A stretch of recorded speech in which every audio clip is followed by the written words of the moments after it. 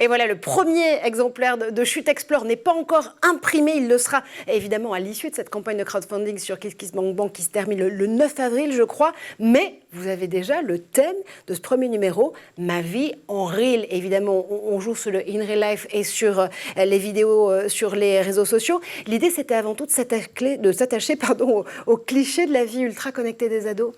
Oui, alors en fait, c'est vrai qu'on a choisi ce titre, La vie en Reel, Reel parce que c'est un mot, voilà, il y a ce jeu de mots avec le format Instagram, qui est le format vidéo aussi de TikTok, et Reel parce qu'on a tendance à créer en fait un peu deux mondes. On fait de l'écran une forme de barrière entre un monde qui serait la vraie vie, in real life, on dit effectivement, et un autre monde qui serait un monde qu'on appelle virtuel. On les oppose comme ça. Alors peut-être que ça vient de l'étymologie du mot écran, qui signifie initialement en fait un panneau devant qui protège de l'ardeur d'un foyer.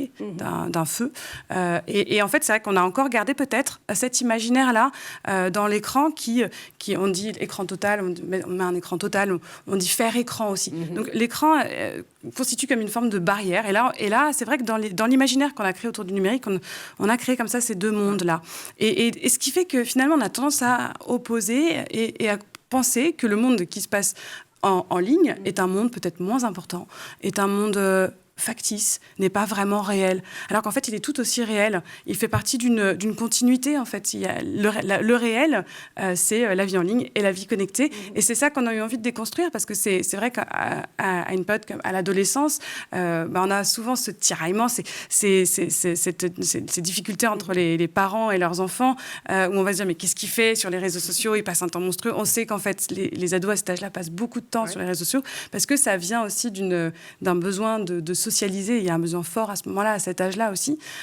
Donc voilà, il y a un peu tout ça à déconstruire pour montrer ce qui se passe vraiment en ligne, et qu'il n'y a pas que des contenus, je ne sais pas, c'est ce cliché de l'adolescent écervelé qui regarderait que des vidéos abrutissantes sur TikTok. Il y a aussi énormément de choses très intéressantes et pertinentes, des contenus pédagogiques dont vous parlez beaucoup ici.